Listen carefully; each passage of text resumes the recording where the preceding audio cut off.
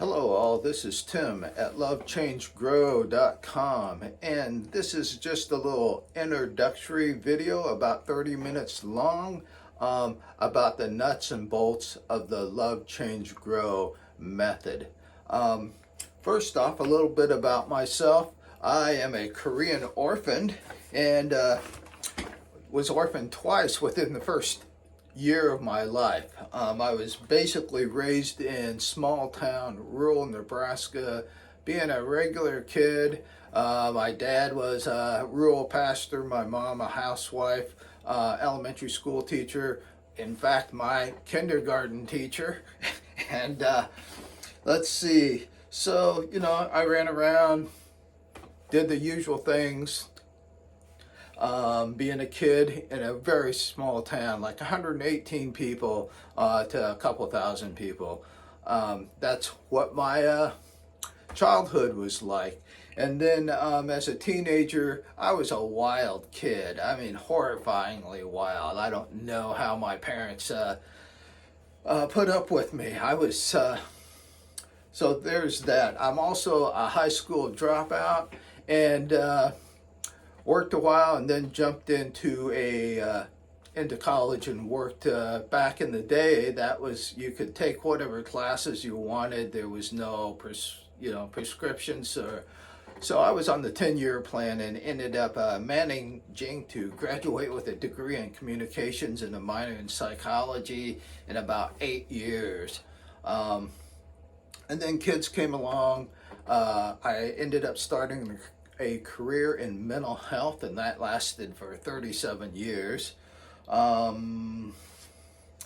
Let's see, in the last 25 years was doing, focusing on crisis evaluations, consulting kind of work.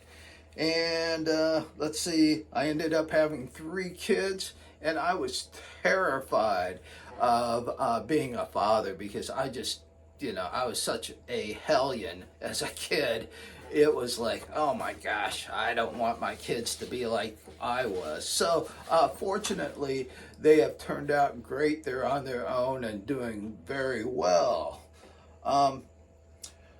So about a year ago, I decided to leave the mental health world and pivot towards just doing education and consulting. I feel that's much more, I wanted to make things more accessible and kind of share some of the things I figured out throughout my mental health career. So that's my story. So what I plan to do in this little workshop, like I said, is just present the nuts and bolts. So let's see. So basically, Love, Change, Grow comes down to the 3 words that help me figure out how to work with folks, how I changed my life, and how I think it's relatively straightforward and simple. Not necessarily easy, but easily understood and easy to pick up. So I think one of the, just some forethought about this model is one of the challenges in mental health and in psychology is coming up with a way to help people and connect into their experience without having to use a bunch of psychological mumbo jumbo, theories of personality, stimulus response, all kinds. It's endless. And so when I was being a crisis consultant, involuntary treatment evaluator in the ER, it really forced me to figure out a way, how can I help these people? A lot of the time I was basically expected to do an evaluation, listen to their story, figure out how to get them to move, to make some changes, hopefully. And this all needed to happen within, at least for face-to-face time with the person, basically 60 to 90 minutes. And so getting people to to change, to listen to their story and move on and get on with their life, that's quite a challenge. And I just couldn't figure out how to do it with the usual mental health training, the vocabulary, the concepts. It was just nuts. So the three, let me back up a bit. One of the things that's the challenge is, there's a lot of great techniques out there: affirmations, meditations, yoga. Let's see. I mean, some people use crystals, feathers, tarot cards, the whole bit. I've seen a lot of it, and I've been interested in a lot of it. And there's some things I've done with channeling and meditation and stuff. But the problem is you get all these little bits and pieces all over the place. They're good, they're great techniques, but what was lacking was a method or a strategy, a way to string things together that a person could move and understand their experience and then move into changing. So in the crisis world, when somebody had to see me, they were having a pretty bad day, oftentimes one of the worst days in their life. And that can be very intimidating. But if you look at it as, hey, this crisis is really an opportunity in disguise, if we can make the change to seeing it as an opportunity. And so I loved working with people in crisis because they were cracked open, they were ready to move, they were motivated to move, they had pain. And so I know a lot of people don't like doing the crisis kind of stuff, but I found it very interesting, and you could get people to move pretty quickly. So that's what this is. So the three words are love, change, grow. And the love piece, the first piece, is really, after you've listened to a person, their pain and their suffering, their situation, I would frankly just go in and say, I had to read them their rights, Mirandize them, and then I'd say, hey, what's up? What's going on? And then I would just shut up and listen to their story.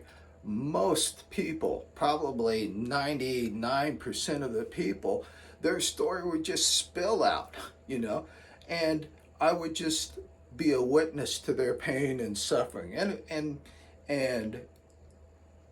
in creating that space, in a sense, me being quiet, not offering advice, not interrupting, creates a vacuum. And so people's stories just rolled out, they needed somebody to hear them. And oftentimes in crisis situations, very well-meaning people, they get anxious and they want to help, they want to jump in, they want to do things. But the person really needs to tell their story first. So I let them tell their story.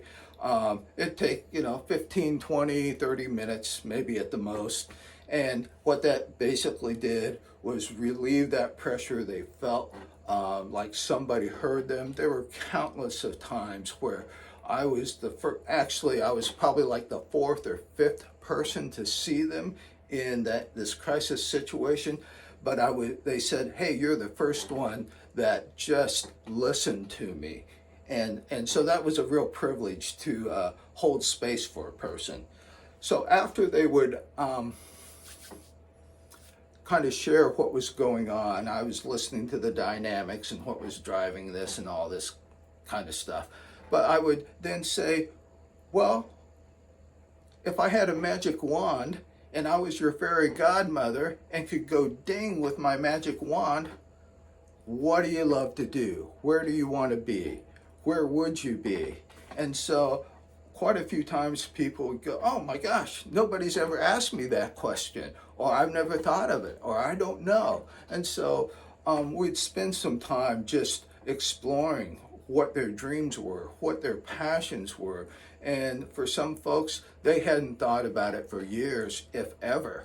And So that was an opportunity to basically, I would say, look, it really doesn't matter all that much where you've been, what's happened, and all the crap that's happened into your life, in your life up until now. What matters more is where you're going. Where do you want to go? Now, it's basically the idea is we can get chased all over hell by our fears, our demons, and anxiety. And if and or I should say, or we can chase our dreams, our passions, and joys. Now, it's important to look to the past and kind of look at what's happened, but the major point of doing that is to realize or say, what did I learn from this experience? What can I salvage? What makes sense? Because half of life is knowing what you don't want. The other half of life is figuring out how to get what you do want. So, therapy and counseling and all that is great for mucking around in the past, and getting some insight and stuff like that.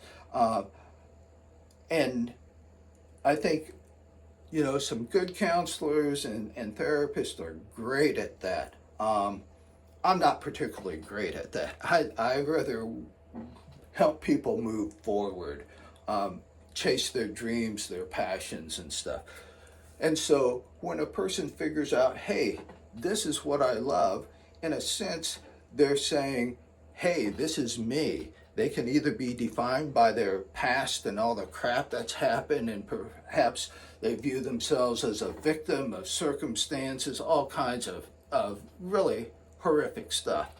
Or we turn it around and go, hey, yes, we need to learn from our past, but we also need to forgive the ourselves, forgive the situations, and in that forgiveness we turn around and we move forward.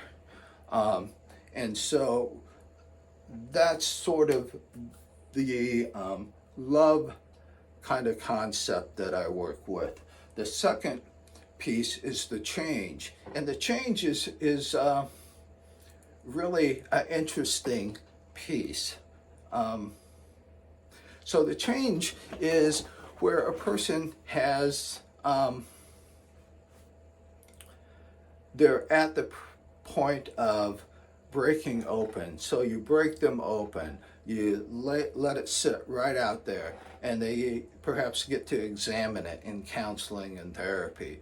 But asking the question, what do you love, what are you passionate about, gets them turned around and looking forward. The change piece is this space, and it's really an opportunity to go from crisis to opportunity. And the trick is, most of the time folks are just running around, being busy, being distracted, avoiding things. And so the change piece is you got to make space. You got to kind of slow down and realize in the change piece, there's usually two opposing forces. Love, hate, light, dark, positive, negative, male, female kind of thing. And those two forces are going back and forth, and that's what creates the tension. It also creates the opportunity for movement, but you have to be able to step into that space, realizing that you're dealing with two opposing forces, and it's a trick. It can be difficult, but stepping into that space and abiding in that space and being able to say, okay, there's a lot of crap going on. I don't know. I'm getting a whiplash looking back and forth and all this other stuff. I'm worried. I'm anxious. I'm excited. And you are basically take a few deep breaths and center yourself. Step into that change space and learn how to not react to the fears, to the excitement, to the anxiety to, hey, let's do this kind of thing. And so when you're able to abide in this space by using some mindfulness and some breath work and becoming or gaining a state of, or a position I should say, of not being reactive, not being judgmental, but just witnessing, then a person gets to see their patterns of, here comes another cloud through the sky.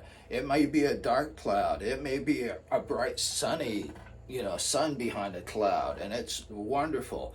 So you just watch those. You just don't become attached or get repelled from them.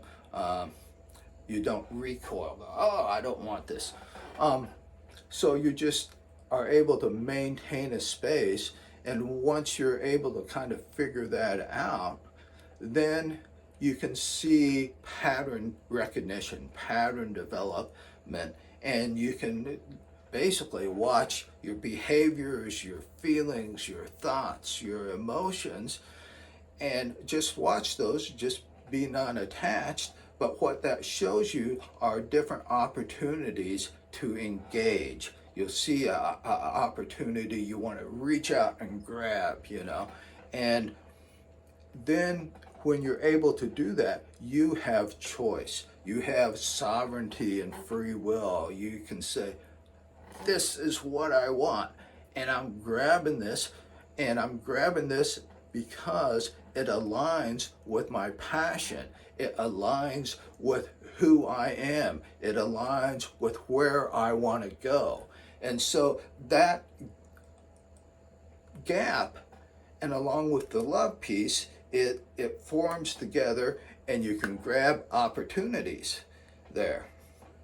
So let's say we have these this opportunity to figure this out, and it's really a very learnable, teachable skill. It takes a bit of time, and there's a couple little tricks to it, but basically, you can figure it out by just breathing, doing deep breathing. And I've taught this to hundreds of people, because people come in, they're breathing up here, they're ready to fight, or run away, or they're frozen, they're paralyzed, and so they're hardly breathing at all. They're just, kind of thing. And so you get them to breathe, and so that helps with creating the space.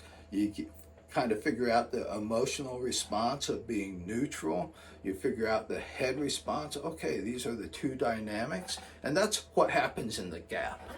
And it's a wonderful thing. Once people start to feel that or have an experience of that, and then things like meditation, Vipassana meditation is a primo way to manage this. Then the next piece is the grow piece. And in the love change grow piece is where you basically use a gardening metaphor as a framework and process to change. And so the basis of it is we are the gardener, the garden, and the tomato plant, and we are gardeners of our own soul. In life, we have lots of different gardens, family, careers, relationships, little projects, learning how to make eggplant parmesan and things like that.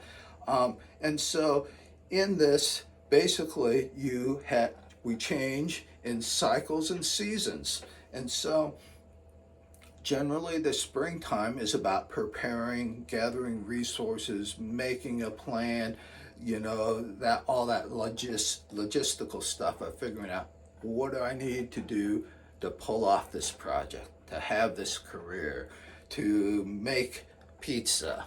So you make a list, you go to the grocery store, get everything you need, bring it back home. And then you move into, hey, I'm making pizza for dinner.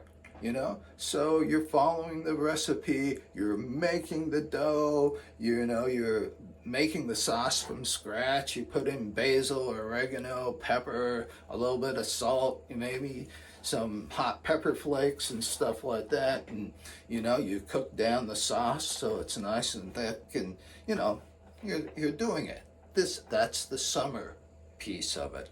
And then you pop it in the oven, and out it comes, and then you're in fall. You get to harvest the fruit of your labor. You've done a lot of work, you've done a lot of planning, now you've made it. Now it's time to sit down and enjoy the fruit of your labor.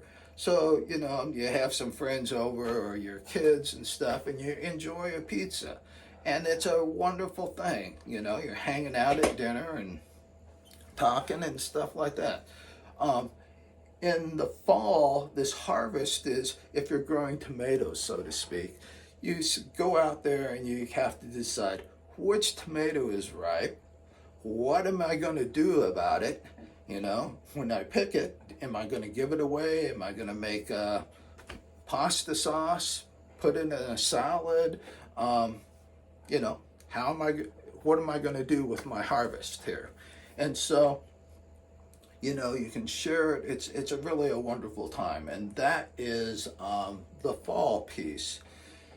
So spring, summer, and fall are all external work in the world. You're making plans, you're doing things, you're connecting, relating with people, and stuff like that. I saw people when they were in the winter time. They were cold, lost, lonely, confused, didn't know what to do, anxious. And so in the gardening metaphor, the winter time is basically a time to hibernate. It's a natural time to hibernate. So you reframe that as, hey, this is the opportunity to go inside and work with the gardener here. And basically there's 3 phases to wintertime. It's early winter. You're asking yourself, what went well in my garden? What do I need to learn? What do I need to change? A definition of insanity is continuing to do the same thing and expect different results. Well, evaluation is you got to take a look at what went well, what didn't go well, and what do I want to change in hope that something better will turn out. And so the early winter is about evaluations. It's about learning. It's about lessons that you've discovered and things, yes, you've tried, you've decided, hey, I'm still invested. Maybe some of my garden became a salvage project, Maybe my tomatoes did great, but my onions did terrible. So, okay, what can I salvage from learning? The lessons are the salvage. And those are kind of the seeds, the treasures that will help you in the spring, okay? So middle winter is the deep introspection of going inside of yourself. In my mind, there's 3 essential questions. Who am I? What's my passion? And what in the heck do I want to do about it? Those are very foundational questions, because if you know who you are, the wintertime is a great time to dive deep inside of yourself and rediscover, renew, refresh, rebirth who you are. And it's that kind of death and rebirth, some of the old parts of you didn't work. Get rid of them, and as you're diving deep and sitting in that space of just you and yourself, asking yourself, who am I? You're going to discover who you are. And that is your opportunity to do that. I can't do it. Nobody can do that for you. You know, a therapist can hammer on you and say, "Who are you? Who are you? Who are you?" And they'll get you there eventually, but you can do it yourself. You know, if you're willing to be a little psychologically minded, willing to look inside yourself and ask that question: Who am I? What do I want to become? What's my passion? And so, in that dark night, in that winter and cold, you're hibernating, you're isolating, and you're basically abiding in this space where you're finding out who you are, figuring out, hey, this is what I want to become, and these are my passions and stuff. And late winter is really, it gets a little, I don't know, cumbersome, tiring maybe, is that you're basically looking for and finding a seed that you go, yeah, this is an idea. And so it's kind of an intuitive process of finding a new seed that germinates and it starts to send down roots into your unconscious, and then your imagination, and then you're embellishing it. And that's really that seed sprouting deep inside of you and sending out roots, kind of figuring out, is there enough, you know, resources inside of you? Is there enough connection being made in that ground, that soul of yours, to go, hey, this is what I'm going to do. So once that seed sends down the roots, it's going to eventually send up a shoot. And once that shoot breaks the surface of the soil, it's like then that's where your consciousness, your awareness comes in and goes, yes, that's what I'm growing in my next growing season, you know. And so when that seed, that shoot pops up, you're then heading into spring, trying to figure out, okay, what do I need to gather? What resources? What fertilizer? Where am I going to plant this darn thing? You know, what do I have to do to get this project, this new seed to grow? And so then what I love about this metaphor is that it's basically a framework and a process, and in each season you have a different task, there's a different meaning, there's a different thing. So you know, you're not doing the same old thing expecting something different to happen. You have to realize these are different phases of growth, different phases of gardening, and they each have a different task. And I'm going to wrap this up here. I think you get all this. And you know, one of the things about the Love Change Grow method is that it really establishes a frame of reference that has hope.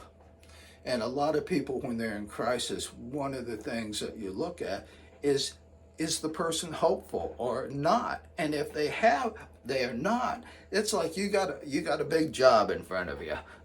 But if you have even a little glimmer of hope, you know, that's great. And so you try to, you know, blow that up to like, man, this is what I want to do. This is love. This is like, yeah, I'm all for it, you know. So your hope, you know, you want to kind of pivot that into what do you love? And so that's one piece of the underpinnings of this model or method. The other thing is in a lot of change management, change consulting, I'm sure you've been a victim like I have of a corporate change model, you know, and you got to learn a whole new vocabulary and all this other stuff.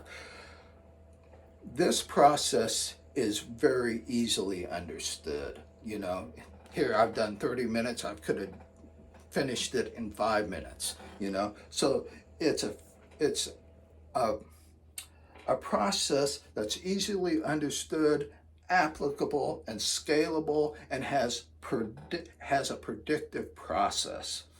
And third, you know, it rolls back to the love thing, that, when you love and you're driven by love, you have a vision, you have, okay, this is where I'm going, this is the growing process, I understand the gap piece, then you're motivated, you're inspired to make the change. Sure, you understand, summer is going to be, the grind out there with blood, sweat, and tears, digging holes, trimming plants, chasing bugs away. But you're doing it for a reason. You're doing it for that harvest. So let me wrap this up. It's going to go a little bit longer than I had hoped. But so here's what I do. I'm basically new in this relative adventure, though I have a lot of background in what I'm doing.